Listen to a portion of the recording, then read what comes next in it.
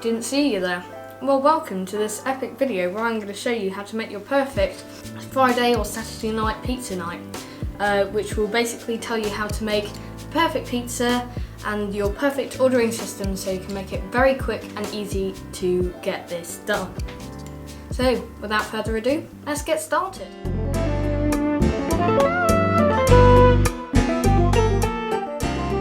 Okay, so thank you for that intro from Future Mike, because I'm recording this before I've done the intro. It's a whole thing. Anyway, we're now going to make the dough, which is basically the main part of the pizza. It's what makes a pizza. Enough being weird. I'm using a Kenwood Chef mixer, which is very useful because it just does all the work for you basically.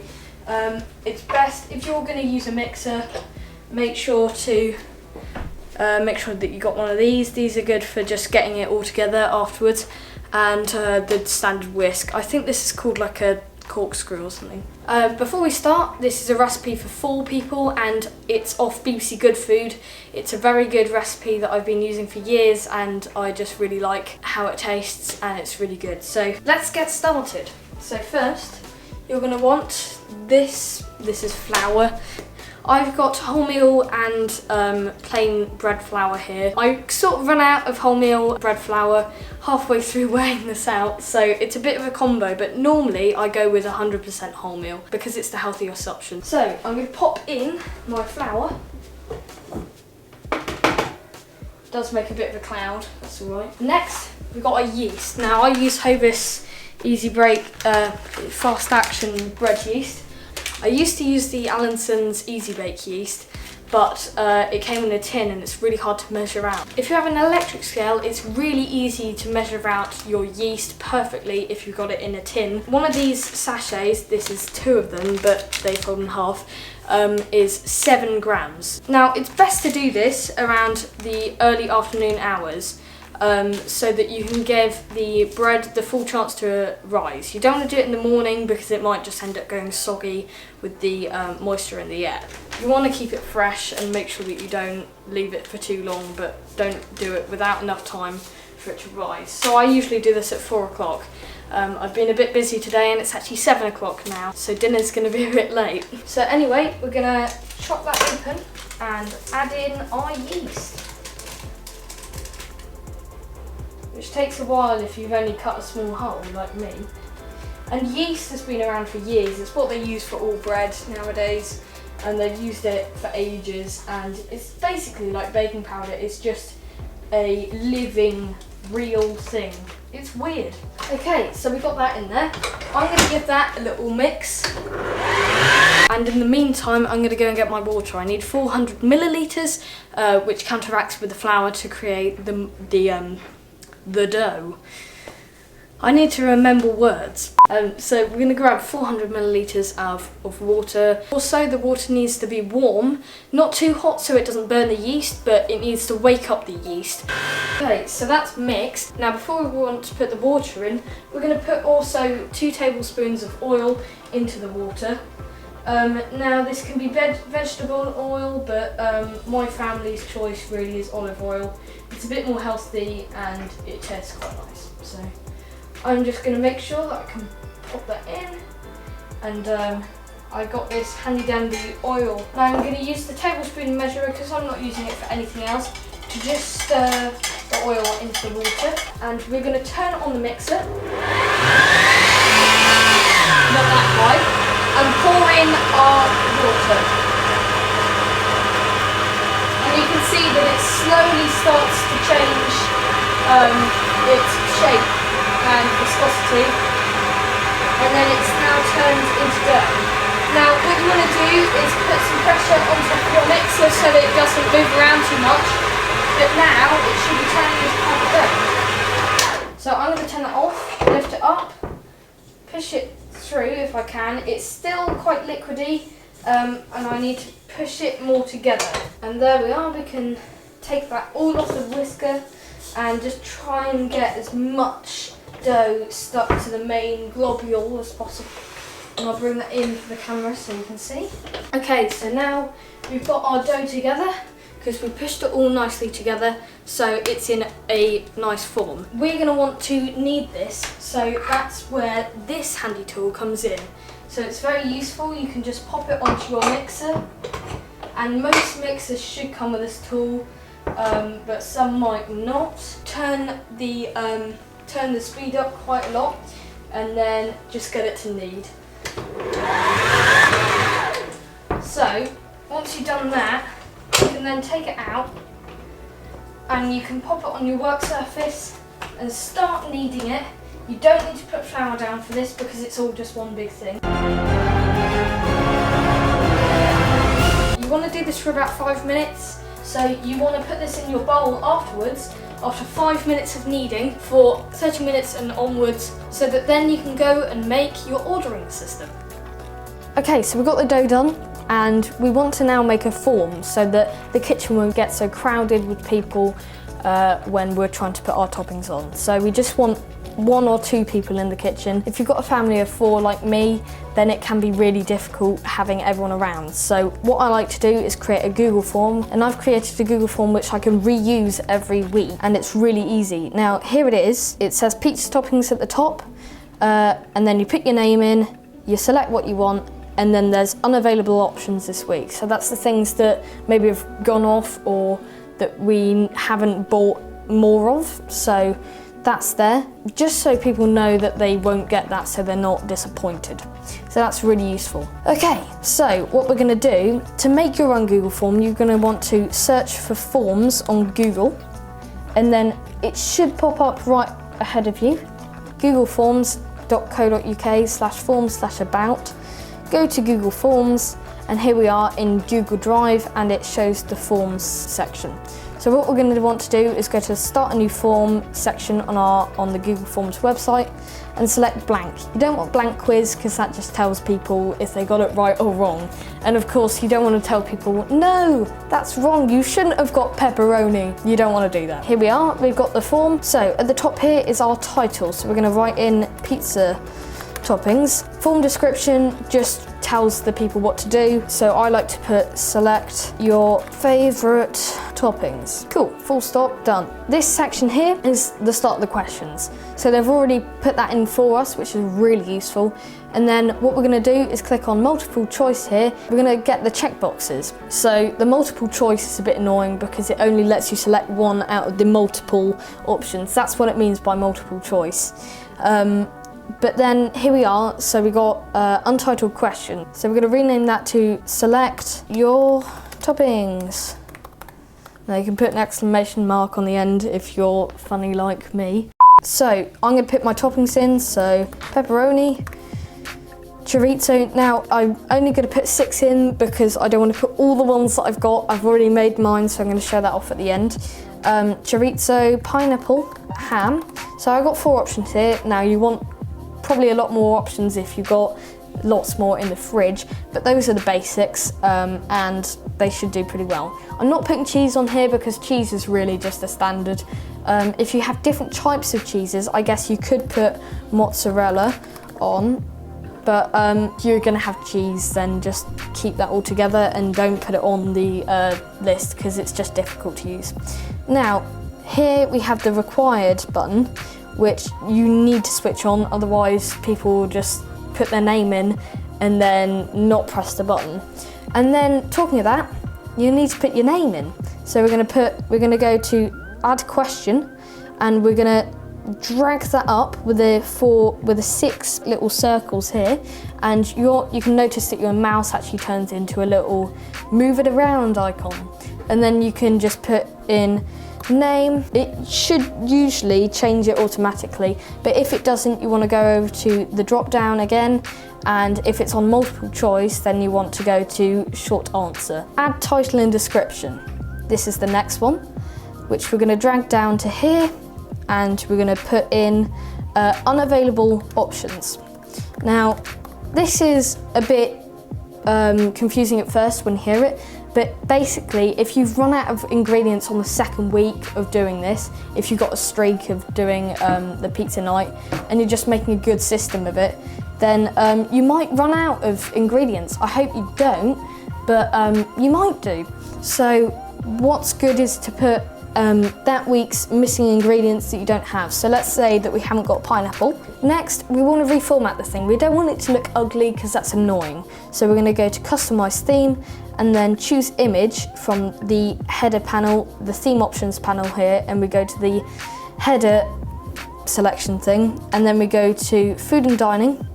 And these are all Google's royalty-free images. I don't know where they get them from, but they are absolutely fine to use in the Google form. So I use this one on my main one, but for this demonstration, I'm gonna choose a different one. And of course, if you use different dishes, then you can add different images. So if you're doing a pancake day and you want to make it efficient, of course, that would just be a bit extreme. You can always just add that in. Now we got that formatting done, it's really good. We can go and check it out with a preview button up here, and that opens a new tab and just shows what's required. Okay, so you can find what you've missed out. So I've accidentally not selected the name one as required, so I can click that on. Make sure to make the name one required. You can then submit it, and then it goes into your responses tab. Now you want to click on the responses tab, and then you get the statistics. That's all right, but it's a bit annoying to navigate around. So you want to go to individual up the top, and then hopefully you should be able to get the exact responses that they put in, so their toppings, and that's the way that you get that through. So that's really useful and it's really quick. So after that, you're going to want to go on the the purple send button up in the corner, and then go up to the link one. Now, you're currently on the email one to send to lots of people, but you want to go to the link one, and then we're going to shorten the URL with a little box in the corner, which is very useful actually. We're then going to use either Command C on the Mac or Control C on Windows, or the copy button, which is a lot easier just to do quickly. And you can see that in my clipboard, you can actually see that I've actually copied it, so that's very good. And then you can paste it into your browser, and that's what they see, and it's very useful. So cool, we've got all of that done now, so you can send that link to your family, but you can't have toppings without sauce underneath. So let's get going. Okay, so now we're going to make our tomato sauce, which covers the base of the pizza. So first we're going to start off with some chopped tomatoes. This is usually about 400 grams for a tin. So I'm going to pop in my tomatoes. Now they do seem a bit sloppy at the moment, don't worry, we'll fix that in a minute. Okay, next I'd like to add a bit of spice or hot sauce, so I like to go for a couple of drops of Tabasco. This just gives it a bit of a kick because the tomatoes can be a bit bland. After that, so we've got spice, now we want herbs. It's a sort of very Italian thing, so we're going to go with Italian style herb blend from Sainsbury's, and it's very good. I like to use it for any like tomato sauces. It's very useful. They do it at most shops as well. This is not sponsored by Sainsbury's, although I wish it was. And I'm going to pop in my herbs. I usually go for about a teaspoon or a couple of teaspoons, but I just give it a little shake and it goes in. So we got that. Now, I know this might be against big cooking things. I like to put about a tablespoon of flour in to thicken it, which just allows you to get more out of the sauce when you're spreading it on the pizza.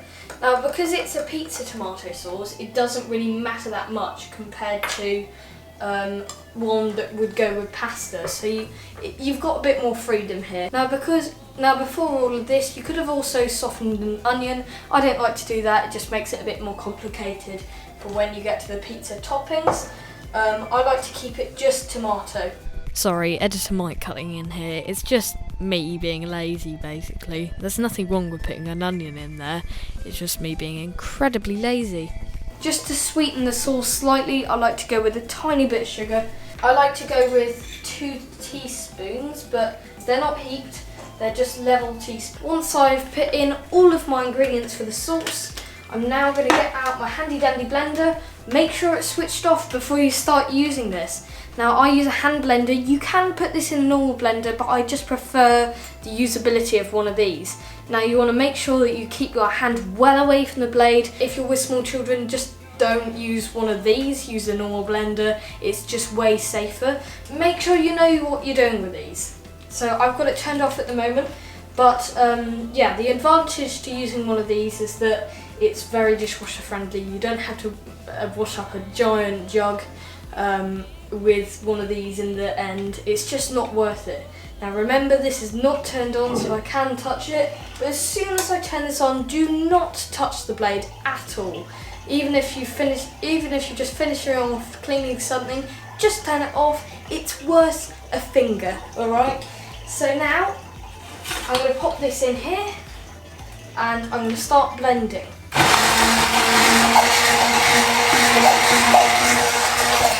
Now you want to lift it up and go down again.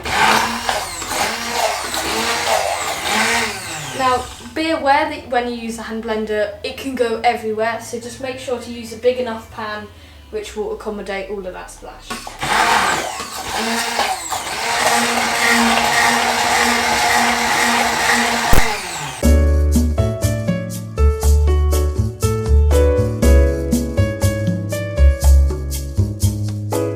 Finally, I'm going to add in some pepper and some salt. Now these are salt crystals. You should really grind them up, but they should do for this. And plus I'm using a blender, so it shouldn't be that bad. Right, that's there. Let's add this in and blend.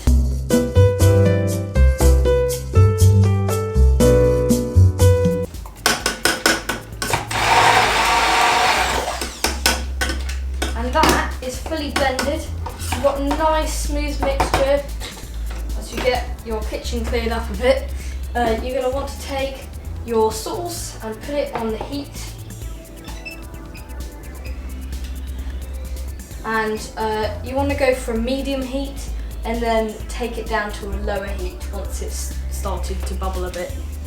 And then you can leave that there for quite a while. I like to use this spoon. It's quite like a mini ladle, and it's just useful for getting small amounts of sauce, and that's good to stir it with, I've found. And it's also great for pouring onto a pizza and then doing the classic swirl. So there we are, that's our tomato sauce. So there we are, I've got my tomato sauce done, and let's move on to the next part, which is rolling out the dough and putting toppings on. Sounds so difficult. Okay, so we've got our Google form done, and we are ready to put it all together. So we've got the dough, the sauce, and our toppings are the final thing that we need to do. So let's get going. Right, so first we're going to want to preheat our oven to 200 degrees so that we can get our pizzas nice and crispy when they're baked. So now we don't want our pizzas to stick to our trays, so what we're going to do is put some flour on. Most of the time people will want to grease their trays, put baking paper on there, but I think generally that's a bit unresourceful to use baking paper for a pizza, and it just is a lot of washing up to do with grease. So what we're going to do is take our tray here. This one is very nice. It has a very nice curve on the end, so when you've got oven gloves you can just grab that and pull it out of the oven. Very useful. If you can find one of these in the shops, I definitely recommend them. Of course I've not got 4 of these. I've got different shapes and sizes of trays, but whatever works for you is best. We are going to grab our flour. I've got the flour in one of these little shaker things. So we're going to take our shaker. Now make sure that it's properly closed and not about to fly off. And then I like to hold mine with my thumb on the top of the lid, just to make sure that if it does fall off, it's just easy, that it's not going to actually fly all over the place and flour won't go everywhere. So now we're just going to sprinkle a light dusting of flour.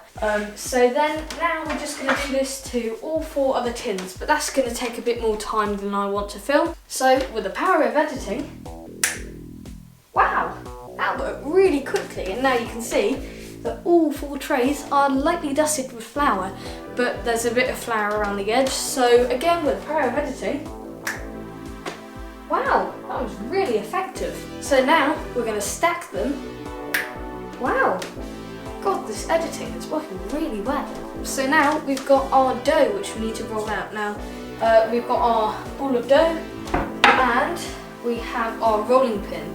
Now You can get weighted rolling pins, and this is slightly more weighted than the average one. I got this one from IKEA, it spins. It's really useful to be able to just roll it quickly, and I find that you don't need to put too much flour on with this method. So what I like to do is just do a light coat dusting of flour like we did with the trays. Now I've finished zooming in, I'm just going to put a bit more flour down, just like we did with the trays. You don't need loads. If you put loads down, then you're wasting flour, and then that's a waste of resources really. So I'm going to put my flour down, I'll spread it out a bit so that it's flattened, and then I'm just going to keep rolling it back and forth, and then flip it over. Now you can see that some flour's gone on here, so what I'm going to do is pop this onto the other patches of flour, move it around, put it onto another patch when it's turned over, and just try and soak up a lot of flour onto the dough so that you don't need to put anything onto the rolling pin. That's the key. And then you can just roll really quickly. And I like to go back and forwards quite a lot.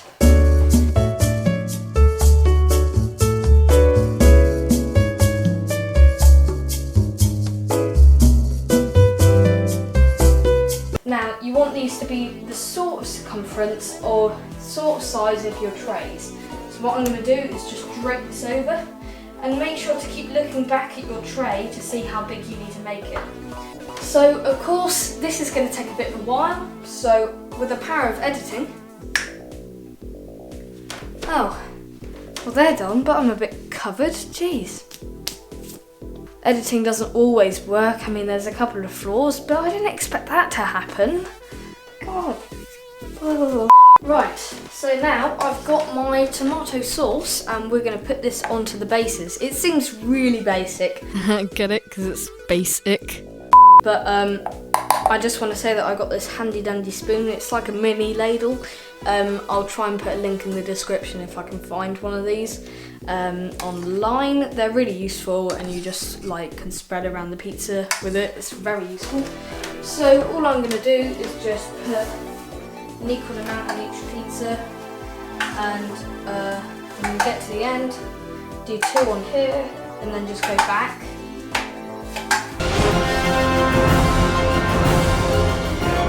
So I've got rid of the pan, and now I'm just going to do a swirl with this. You want to roll your dough out probably even further so it goes over the tray. And I know that sounds weird, but that all links to the crust that I'm going to do in a minute. So I'm spreading the sauce all over the edges so that it covers it completely. So we've got these 2 done, and that shows you the example. So next we're going to get the other 2 done. So with the power of editing.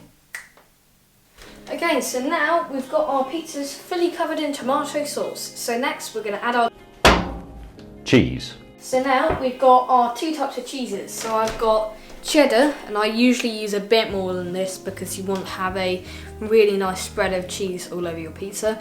And mozzarella. I'm going to grab my cheddar and just spread that over the entire pizza. So what I've tried to do with all of these is keep the cheese on the very edge.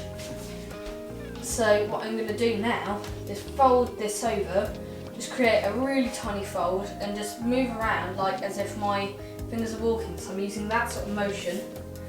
And you can, I'll just try and move around. I mean, it's a bit difficult filming this at the same time. But then I'm just going around the whole edge and just walking the pizza up so it just creates a nice boundary.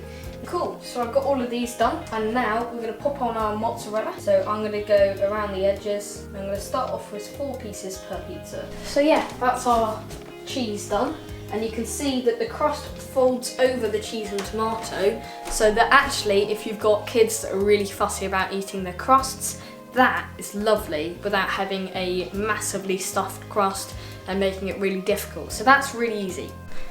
Okay, so now all I'm going to do is just pop our toppings on. Okay, so that's our pizzas done and prepared, and you can see that they are pretty nicely layered with ingredients, so that should be really nice.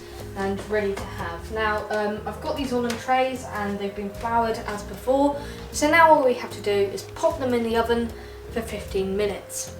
Yep, let's pop them in. Now I usually go with age order, the youngest on the bottom and the oldest on the top, or the other way around, just so you know which is which. Okay, so that's one there. So those are in there. Cool. So those are in there for 15 minutes. Aha! I know what that means. It means the pizzas are ready. Right, so I'm going to grab my oven gloves and you can see, oh, it's slightly overdone, but not too bad. And okay, I'll put the light on so you can see it a bit better. And we've got our tray, so what I'm going to do is take a fish slice and just fish it in to try and find it. Now you don't want to go too hard and go through too far without finding the very bottom, because otherwise you'll end up with half your pizza and the other half will be stuck to the tray. I'm going to take my pizza wheel and just cut it up like a normal pizza. I'm not great at doing this though, so with the power of editing. Okay, so now we've got that all cut up properly, and now time to serve.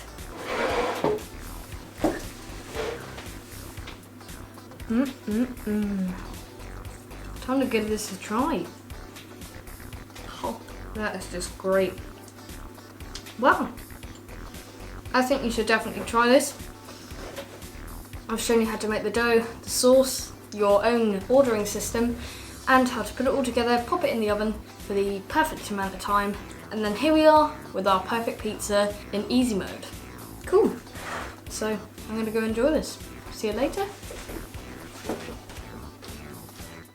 Well, I hope you didn't find this video a bit pointless, because it is just teaching you how to do something very specific, so I hope it wasn't too bad. Anyway, if you like this video, just please give it a like and share it with friends if you think it's helpful for them. And yeah, please subscribe because I need more subscribers. But thanks for watching, and I hope to make some more videos soon. Until then, goodbye.